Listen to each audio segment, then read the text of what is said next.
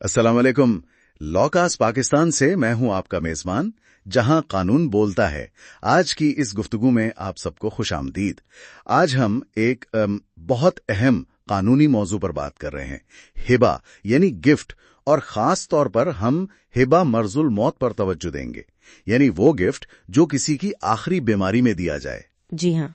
और ये भी देखेंगे कि पाकिस्तान में अफसोस के साथ कैसे कभी कभी इसे खवातीन को विरासत से महरूम करने का जरिया बना लिया जाता है। बिल्कुल, ये एक अहम पहलू है। ये गुफ्तगू मेरा ख्याल है खास तौर पर हमारे नौजवान वकला और खवातीन के लिए बहुत अहम है, ताकि वो अपने हुकूक को समझ सकें सुप्रीम कोर्ट के फैसलों की रोशनी में। जी बिल्कुल, आगाही बहुत जरूरी है। तो आइए शुरू करते हैं बिल्कुल बुनियादी बात से कि ये हिबा आखिर है क्या।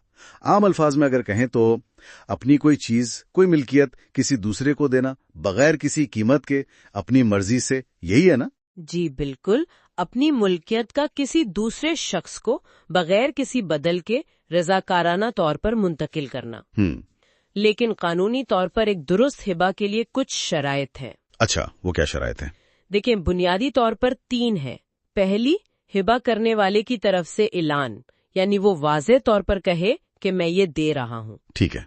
दूसरी, जिसे हिबा किया जा रहा है उसकी तरफ से कबूलियत, वो कबूल करे।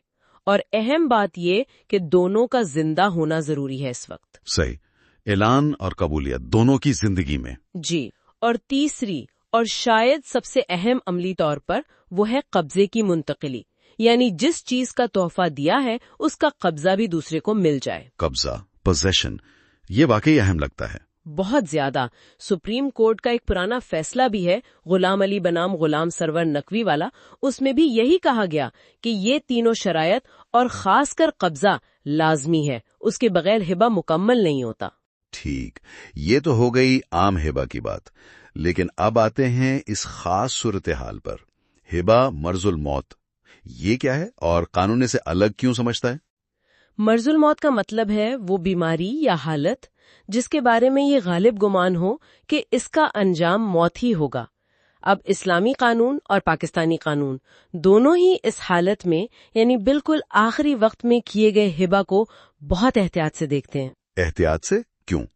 वजह यह है कि उस वक्त इंसान की, आप कह लें, कुव्वत फैसला मुतासिर हो सकती है, दबाव हो सकता है, कमजोरी हो सकती है। इसलिए कानून कहता है कि मर्जुल मौत में किया गया हिबा वो असल में हिबा नहीं बल्कि एक तरह से वसीयत, विल के हुक्म में आ जाता है। ओह अच्छा, तो इसे वसीयत माना जाता है? जी, कानूनी तौर पर इसकी हैसियत वसीयत जैसी हो जाती है। तो फिर इस पर वसीयत वाली पाबंदियां भी लगेंगी? बिल्कुल, और यही वो नुक्ता है जो अक्सर मसाइल पैदा करता है या जिसे समझना जरूरी है। 2 बड़ी पाबंदियां हैं। जी। पहली ये कि कोई भी शख्स मर्जुल मौत में अपनी कुल जायदाद के सिर्फ 1/3 यानी 1/3 हिस्से तक का ही हिबा कर सकता है। सिर्फ 1/3? जी। इससे ज्यादा करना है तो फिर तमाम कानूनी वारसों की रजामंदी चाहिए, जिनका शरीयत में हिस्सा बनता है। और दूसरी पाबंदी? दूसरी ये कि अगर ये हिबा किसी ऐसे शख्स के हक में किया जा रहा हो जो खुद भी वारिस है, जैसे बेटा या बेटी, हाँ, तो फिर ये दूसरे तमाम वारसों की इजाजत के बगैर बिल्कुल भी जायज नहीं होगा, चाहे वो 1/3 के अंदर ही क्यों न हो। अच्छा, तो यहीं से वो मसला जुड़ता है जिसका हम शुरू में जिक्र कर रहे थे कि खवातीन को महरूम करने के लिए इस्तेमाल होता है। बदकिस्मती से जी हाँ, होता ये है कि बाज़-औक़ात वालिद या शोहर आखिरी वक्त में अपनी ज्यादातर या कभी कभी सारी जायदाद बेटों के नाम या भाइयों के नाम हिबा कर देते हैं। नतीजा ये निकलता है कि बेटियां, बेवा या कभी माँ वो अपने शरई हिस्से से महरूम रह जाती हैं। और ये कैसे हो जाता है? मतलब कानून तो इजाजत नहीं देता। देखिए, अक्सर इन मामलात में नियत का भी मसला होता है और कब्जे का भी। हो सकता है सिर्फ कागजात तैयार कर लिए जाएं, असल में कब्जा दिया ही ना गया हो, बस एक तरह से विरासत की तकसीम पहले से ही अपनी मर्जी से करने की कोशिश होती है। ये तो वाकई संगीन सूरत हाल है। तो क्या हमारी अदालतें इस चीज को समझती हैं? कोई फैसले हुए हैं इस पर? जी हाँ, बिल्कुल। अदालतें इस रुझान से वाकिफ हैं और उन्होंने बहुत वाज़ेह फैसले दिए हैं। मिसाल के तौर पर 2010 का एक सुप्रीम कोर्ट का केस है मुस्मात सुकीना बीबी बनाम मोहम्मद अरशद।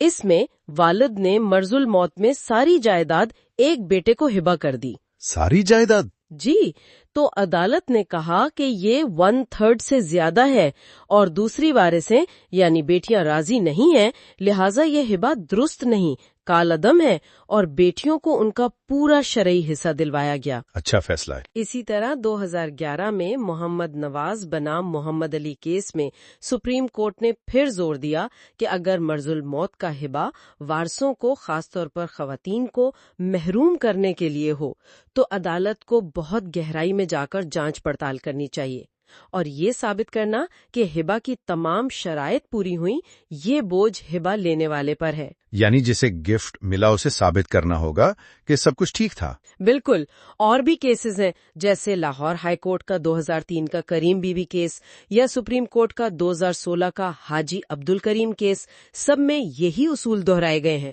مرض الموت کا ہبہ وصیت جیسا ہے، 1/3 کی حد ہے، وارث کو دینے کے لیے سب کی رضامندی چاہیے اور حقیقی قبضہ لازمی ہے۔ تو خلاصہ یہ ہوا کہ اگر صحت ٹھیک ہے تو ہبہ کریں، شرائط پوری ہوں تو ٹھیک، جی، لیکن اگر مرض الموت ہے تو وہ ہبہ نہیں، وصیت ہے، 1/3 کی حد لگے گی، وارث کو دینے پر سب کی اجازت چاہیے ہوگی۔ بالکل، اور ہر حال میں، خاص کر مرض الموت میں، اصل قبضہ اور نیک نیتی ثابت کرنا پڑے گا۔ درست، یہی بنیادی اصول ہیں۔ یہاں میں خاص طور پر ان خواتین سے کچھ کہنا چاہوں گا جو ہمیں سن رہی ہیں۔ اپنے وراثتی حقوق کو جانیں، انہیں سمجھیں۔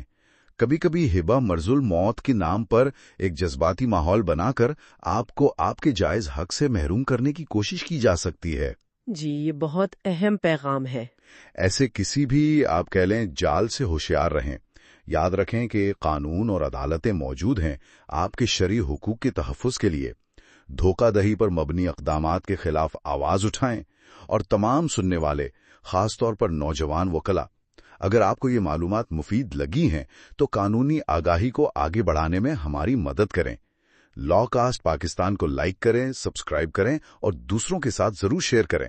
جی، علم پھیلانا ضروری ہے۔ بالکل، تو اگلی گفتگو تک کے لیے اجازت دیں۔